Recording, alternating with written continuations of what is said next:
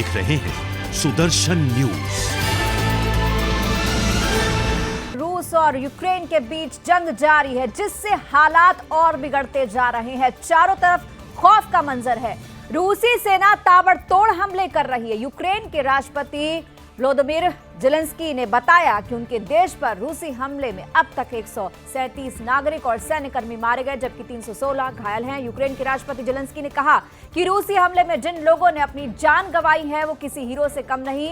उन्होंने ये भी कहा कि हमले में यूक्रेन के सैकड़ों लोग घायल हुए। ज़ेलेंस्की ने कहा कि रूस ने पहले दावा किया कि सिर्फ सैन्य ठिकानों पर हमला करेगा, लेकिन रूसी सेना और जंगी जहाज रिहायशी इलाकों को भी अब अपना निशाना बना रहा है। ज़ेलेंस्की ने कहा कि वो लोगों को मार रहे हैं, शांत शहरों को सैन्य ठिकानों में बदल रहे हैं, गलत है और इसके लिए कभी यूक्रेन माफ नहीं करेगा रूस को।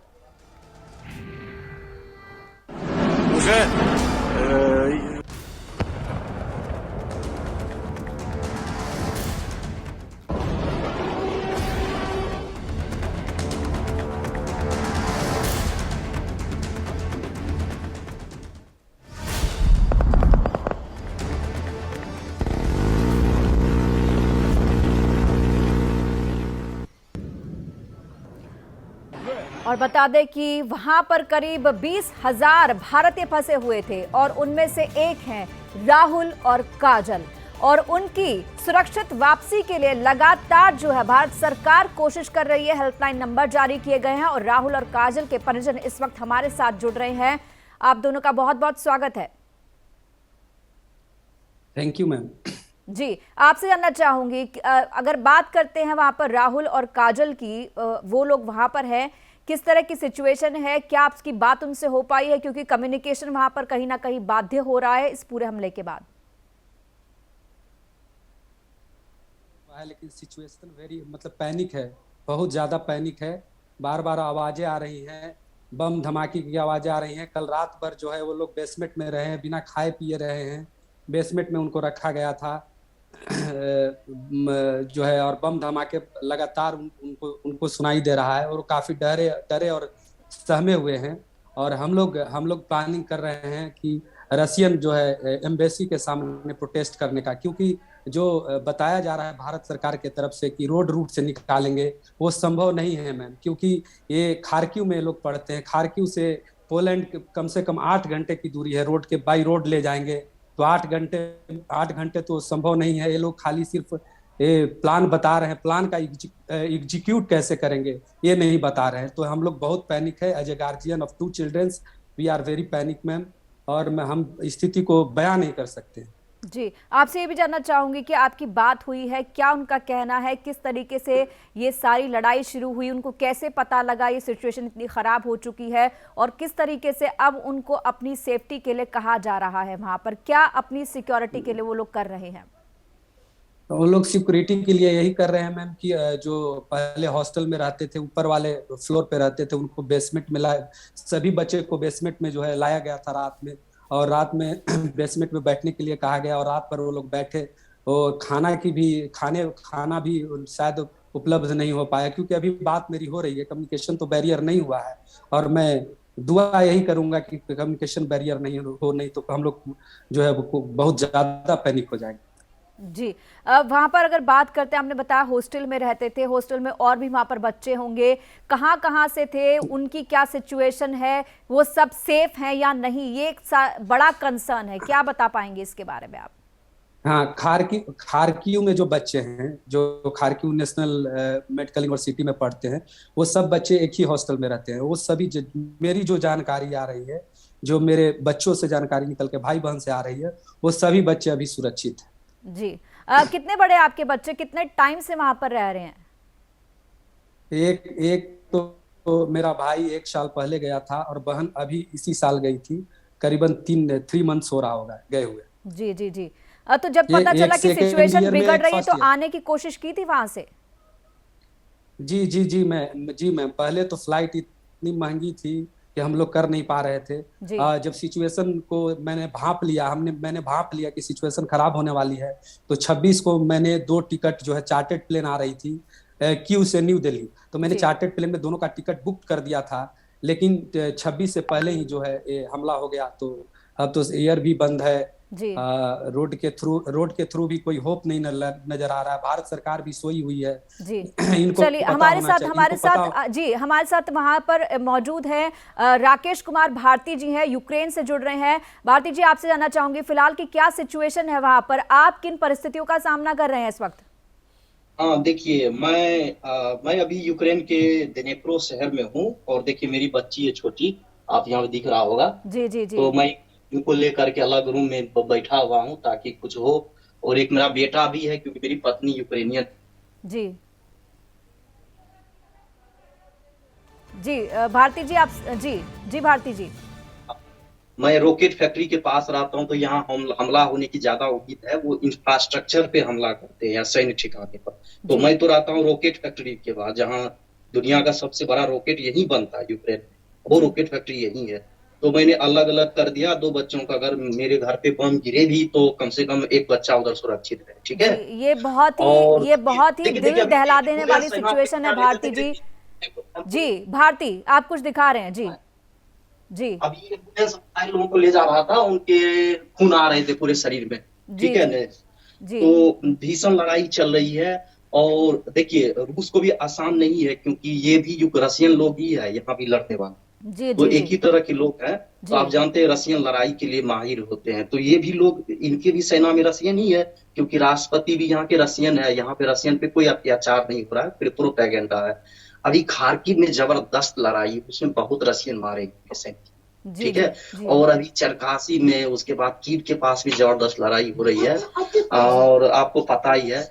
और ये देखिए वो इनके जो अभी बोल रहे थे मेडिकल के, जो उनके बच्चे पढ़ रहे हैं यहाँ भाई बहन, जी उनको बोलिए अब खार्किव से निकल के कहीं नहीं जाए, क्योंकि खार्किव घिर गई है और चारों तरफ से गोलियां चल रही है। वो गोली कहीं भी गिर सकती है। और वो सिविलियन पर भी निशाना लगा रहा है।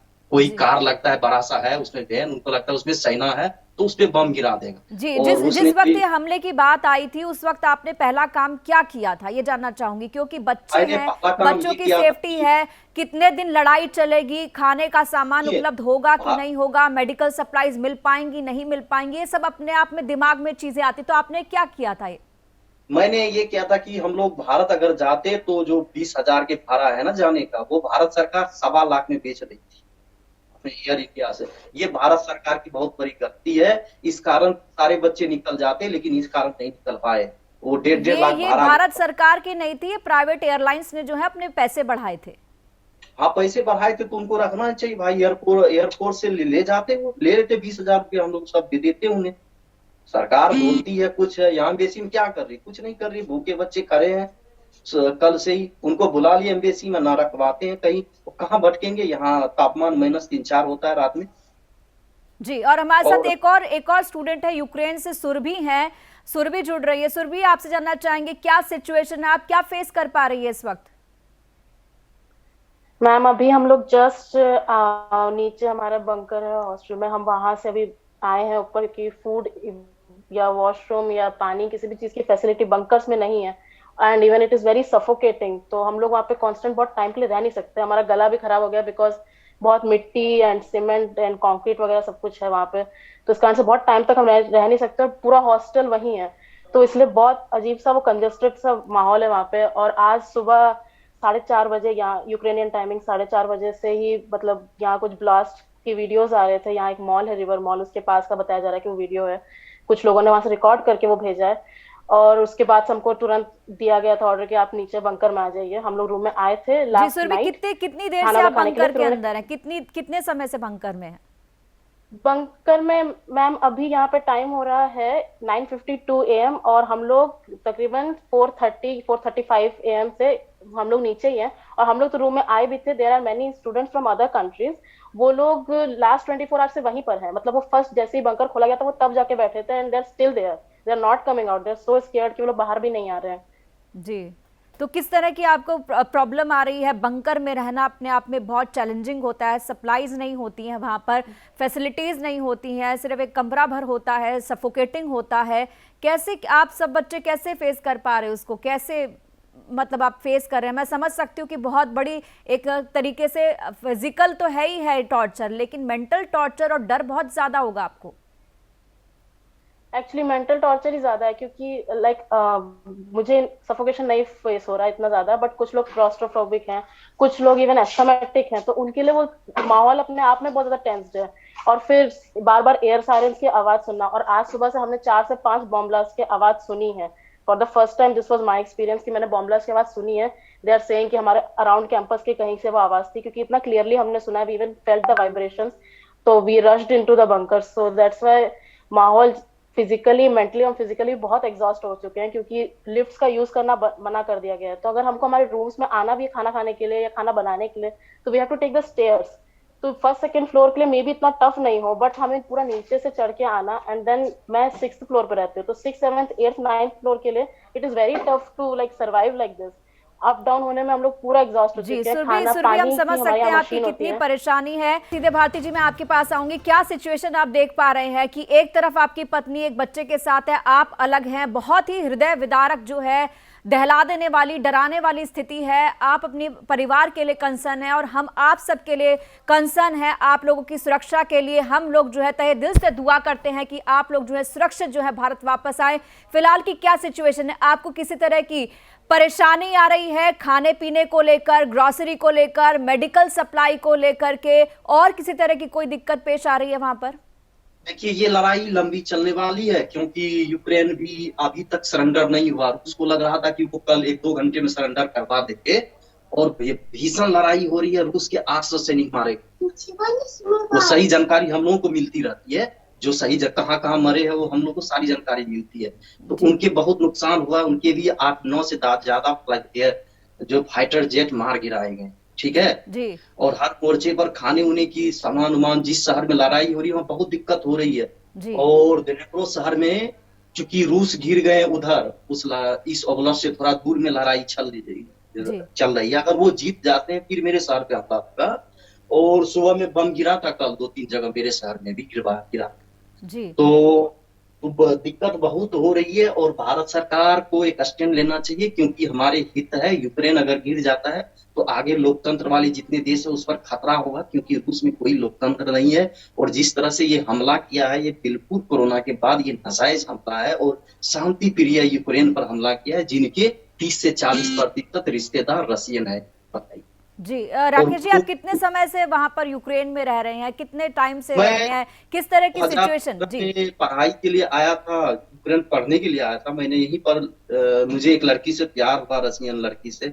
मैंने उनसे शादी करके यहीं पर रह गया, ठीक है। आप देखिए, मेरी बेटी दिख रही होगी आपको। जी जी जी। ये 4 साल की है, और इनके पिताजी रशियन है, माता यूक्रेनियन।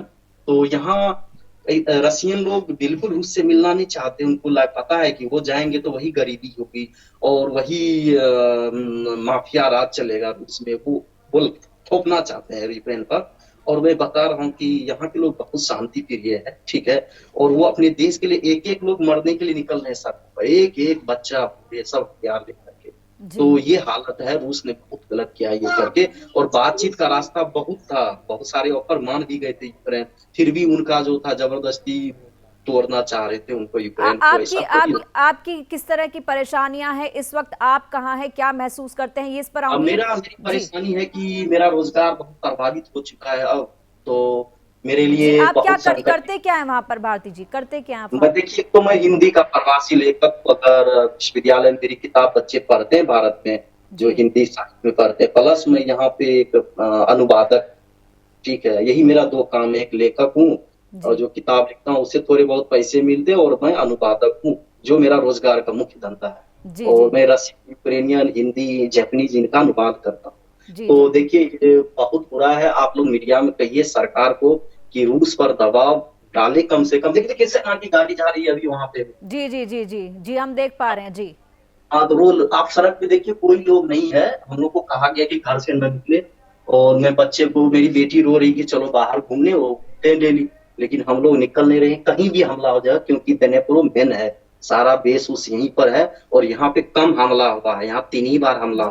सीधे बात करेंगे सुरभि से, जो इस वक्त खुद यूक्रेन में स्टूडेंट हैं, पढ़ती हैं, लेकिन जिस तरीके से लगातार रशिया हमले कर रहा है यूक्रेन के ऊपर, वहां पर बच्चे सहमे हुए हैं, अलग अलग देशों से वहां पर पढ़ने के लिए पहुंचे थे, जिनमें कुछ स्टूडेंट भारतीय भी हैं और सुरभि एक स्टूडेंट है जो हमारे साथ जुड़ी हुई है। सुरभि, जानना चाहूंगी आपके पेरेंट्स से आपकी बात हुई है या नहीं हुई है, क्या कम्युनिकेशन है आपका उनके साथ? पेरेंट्स के साथ मैं कांस्टेंट अपने कम्युनिकेशन में हूँ, बट द प्रॉब्लम इज कि जब हम बंकर्स में होते हैं तो बंकर्स में नेटवर्क ऑलमोस्ट जीरो, आप समझ लीजिए। एक रूम है, वहां पे कई सारे सेक्शन है बंकर्स में, तो एक रूम है जहाँ पे इलेक्ट्रिसिटी नहीं है बट वहाँ पे इंटरनेट कनेक्शन आता है, तो वहां जाके बात करना पड़ता है, वो भी स्टेबल कनेक्शन नहीं है। आप एक कदम आप इधर से उधर हिलते हैं तो आपका कनेक्शन जीरो चला जाता है। तो उसमें उनको, क्योंकि ऑब्वियसली हम बंकर में तभी घुसते हैं जब हमको या तो एयर सायरन सुनाई देते हैं या बॉम्ब ब्लास्ट सुनाई देते हैं, तो पेरेंट्स को ये चीज बताना कि like we are safe now, we are inside the bunkers and we are safe, ये चीज बताना थोड़ा सा टफ हो जाता है क्योंकि इंटरनेट कनेक्शन नहीं होता। तो हर चीज के लिए बार बार उस रूम में जाना या बंकर से बाहर आना, वो अपने आप में डराता भी है कि हम बंकर से बाहर कैसे जाए, अभी हमने 5 मिनट पहले बॉम्ब ब्लास्ट सुना है, तो घर वालों को कैसे बताएं, व्हाट टू टेल देम, उनसे कांटेक्ट नहीं हो पाया तो वो भी वरीड हो जाते हैं कि क्यों कांटेक्ट इतने टाइम से नहीं हो पा रहा है। मम्मी पापा का क्या कहना है, कितनी चिंता है हैं। मम्मी पापा को, उनसे बात होती है, क्या कहते हैं वो लोग? मम्मी पापा तो ऑब्वियसली परेशान है, सबके परेशान है, बस वो मतलब हम भी अपने आप को टफ शो कर रहे हैं, वो भी अपने आप को टफ शो कर रहे हैं। मम्मियाँ थोड़ी सी वीक हो जाती है कभी कभार, बहुत लोगों की यहाँ पे मम्मियाँ इमोशनल हो जाती हैं, बट हम लोगों ने उनको स्ट्रॉन्ग स्ट्रेंथ दे रखा है, बिकॉज अभी हम लोग को इमोशनली तो सोचना ही बट मेंटली ज्यादा सोचना है, क्योंकि मेंटली अगर हम लूज कर गए तो हम बहुत ज्यादा एग्जॉस्ट हो जाएंगे मेंटली भी। तो we are just staying strong, we are trying to stay strong, क्योंकि डर लगता है जब बॉम्ब ब्लास्ट आप 4-5 सुनते हो 2 घंटे के अंदर अंदर, तो इट्स रियली स्केरी। जी सुरभि, ऐसे में होता है कि हर कोई जो है युद्ध की स्थिति में अपनी जान बचाने की कोशिश में होता है, लेकिन आपको वहां का लोकल सपोर्ट कितना मिल रहा है? टीचर्स का सपोर्ट, स्टाफ का सपोर्ट, हॉस्टल का जो स्टाफ है उनका सपोर्ट, या वहां जो लोग रहते हैं क्या वो बाहर से आए बच्चों की किसी तरीके से मदद कर पा रहे हैं? हॉस्टल सपोर्ट तो मैं ऐसा बोलूंगी कि हॉस्टल में तो हमको सपोर्ट ये दे सकते थे, हमको एक सेफ स्पॉट देने का, वो उन्होंने दे दिया है। बाकी हॉस्टल में जैसे पानी की मशीन्स होती है, तो वो पानी की मशीन में पानी खत्म हो चुका है, तो वो एक प्रॉब्लम है। पानी आप या तो फिल्टर्स हमने रखे हुए हैं, तो आप टैप वाटर किचन से भर के आप उसको फिल्टर होने का वेट कीजिए, आप पानी वैसे लीजिए, तो वो कोई फैसिलिटी अवेलेबल नहीं है हमको ऑनेस्टली। टीचर्स का जो सपोर्ट है वो ऐसा है कि बस वो हमको कांस्टेंट स्टेइंग स्ट्रांग का वो मैसेज भेजते रहते हैं, क्लासेस के बारे में अपडेट करते रहते हैं, क्योंकि क्लासेस भी कैंसिल हो चुके हैं। बाकी टीचर्स से हमारा सच कांटेक्ट नहीं, बिकॉज वो तो खुद यूक्रेनियंस का आई थिंक पहले उनकी भी सेफ्टी की बात है, तो उनसे भी हमारा एज सच बहुत कांस्टेंट कम्युनिकेशन नहीं है कि क्या चल रहा है क्या नहीं चल रहा है। लास्ट अपडेट यही था कि क्लासेस कैंसिल हो गई हैं, जी जी, नथिंग एल्स।